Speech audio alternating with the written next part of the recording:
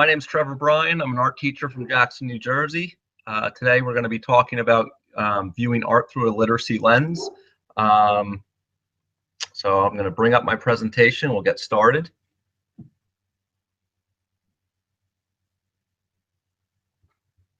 Give me 1 second.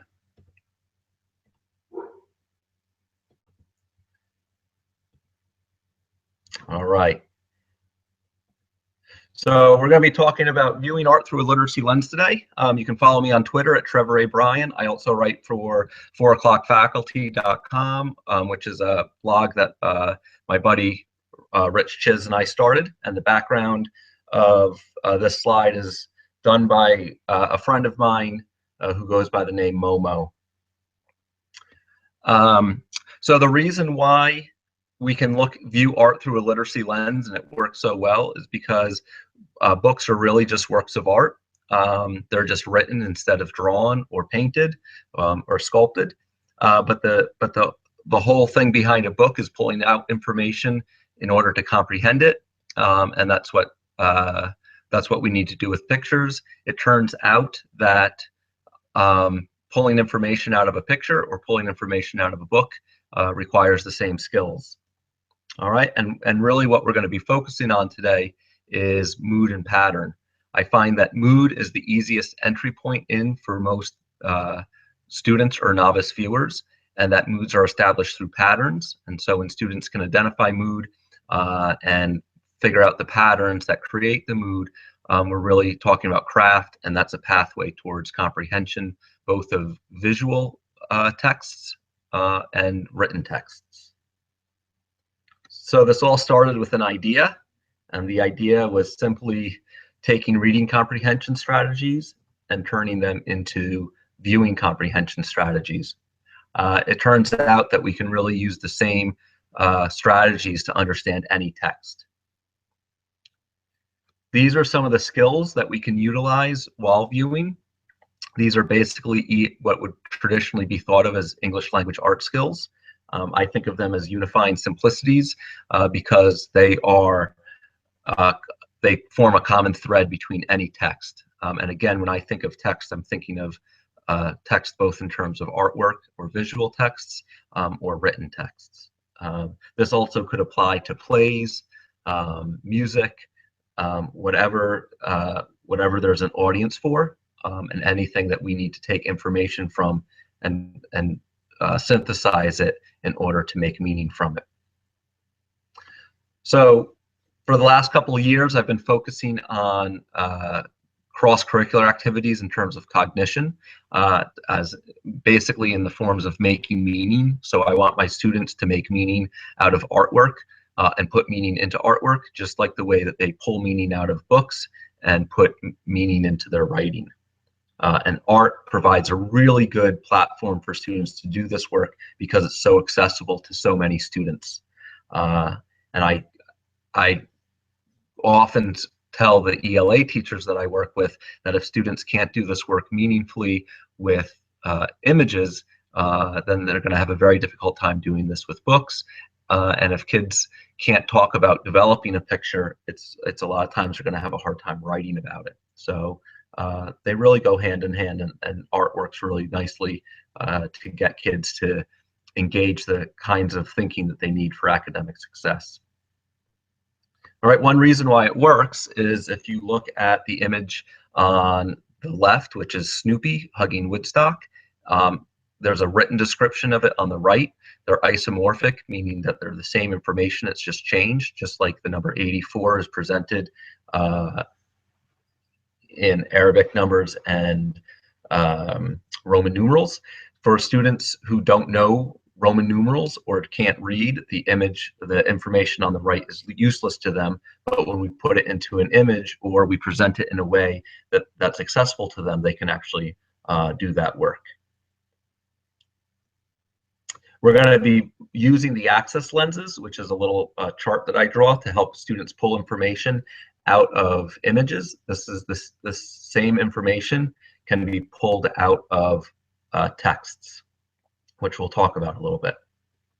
So here's our first image. It's a picture of Vashti. This is the first page from Peter Reynolds' The Dot. I'm sure a lot of you are familiar with this story. I use Peter Reynolds' work a lot because it's so simple, but it's also really sophisticated in that very young children find this image accessible. They can access it, but we can also have fifth graders talk about it in really meaningful and significant ways. Even the adults that I work with, the teachers, when I train teachers, they can really do a lot of great work around this book. All right, and here's another picture from Peter Reynolds' book, it's another image that I use from Ish. So let's just start by thinking about the mood of this picture. For the most part, the mood would be described as sad or upset or frustrated. One of my first graders used the word distressed, which is a great word. And then we can start using the access lenses to pull information out of it. So reading is one of the ideas in reading instruction, is that kids need explicit instruction in order to read, and I believe kids need explicit instruction in order to view well, and they happen to be very similar. So when we talk about mood, that's how stories are written. And so just like this book has a mood through it, and then the mood changes, it's told through the text, but it's also told through the pictures. So pulling out mood is a really easy way for kids to access images and also to access texts. So the mood would be sad or upset, frustrated or distressed. One kid first grader said she feels empty, just like the paper's empty, a little bit of symbolism. But we can really go through the access lenses and start pulling the evidence out. So for instance, Vashti's face in this picture shows that she's upset. Her body language shows up she's upset. Her arms are crossed, her back is turned. The colors also show that she's upset. Zooming in on the paper, that blank paper kind of shows that she's upset. She's not saying anything. She's alone. It looks like she scooted her paper a little bit far apart from her paper as well. Some kids say that she ran out of time with the clock and that there's no example on the board for her to copy. So there's lots of things in the picture that kids can discuss about what creates that pattern of mood. And so when we think about pattern, we're not thinking about decorative patterns like the floor. We want to think about, patterns around the mood. So the facial expression, the body language, and the colors, the fact that she's not saying anything, all of this creates the pattern of mood. If we look at this next picture of Ish, we see that the mood's different. And again, we can look at facial expression, color, body language close together. In this case, Ramon is close to his papers. So the fact that he's not saying anything changes. It doesn't mean that he's upset. It means that he's engaged. The reason that we can make that argument, though, is by using all the other evidence to support the mood of joy or contentment. And then in this picture, there's also a little bit of foreshadowing. That dark color around the corner sets up the idea that something bad's going to happen, and that's how stories work. The pattern changes.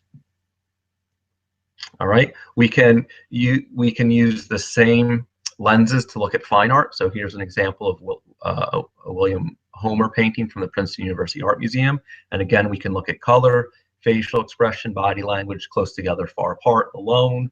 For words or no words, we can use all the lenses to think about how this woman feels, and we can start to make artwork to text connections. We can compare this picture to the picture of Vashti feeling upset in the art room. We can also contrast this picture to the picture of Ramon drawing happily in that sunlit room.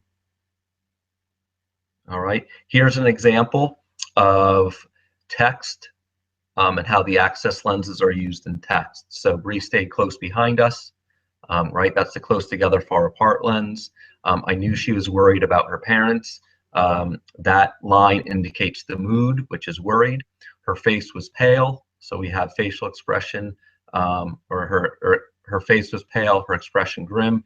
There we have an example of facial expression and color. She didn't bother to fix her hair.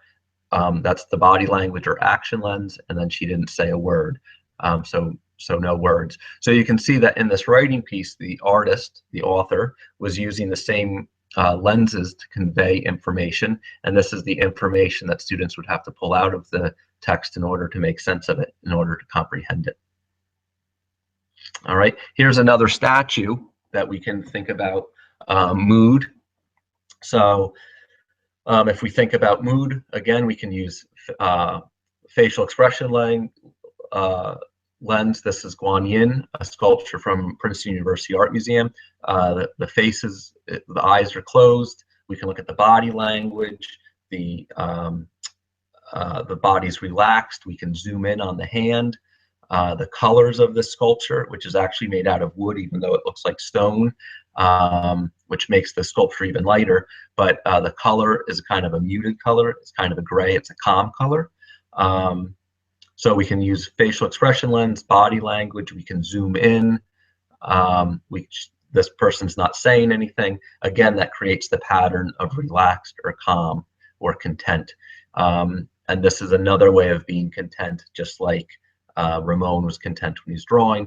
So once we establish a mood, once we use text evidence to support our mood, we can really compare and contrast artworks very easily, which is all work that students have to do in ELA classes, comparing texts. Art just happens to be a very accessible way and a very easy way for students to engage this form of thinking that they need to do for academic success. Here's another example. This is, again, from a friend of mine, Dave Momeyer, who is a muralist. His website is Momo Show Palace, but this would be another example of just taking an artwork and using it to discuss mood. And you can see that this has a very lively mood. You know, the colors are very bright. The action in it, you know, there's not body language, but the action in this is all over the place. We have the kind of, it's all wiggly and a little bit loose. We have the lines that are close together that create those vibrations on the left. All the shapes are close together, so there's a sense of excitement. There's a sense of a party. All of these things are the way things are crafted, and so when Momo created this image, he's definitely thinking about mood that he conveys. He wants his pictures to be exciting and lively, and I think he does this quite well. So you can see that these axis lenses can be applied both to traditional images, illustrations, and even some abstract art. So again, my name's Trevor Bryan. I want to thank Susan Riley and Brianne Gidcombe for setting up this really wonderful conference. I think it's such a valuable thing for art educators to have. I want to thank Education Closet for supporting this. You can follow me at Twitter, on Twitter at Trevor A. Bryan. If you have questions, feel free to email me at trevorabryan@gmail.com. And you can find some of my writing about art education and English language education at 4o'clockfaculty.com. Have a great day, everybody.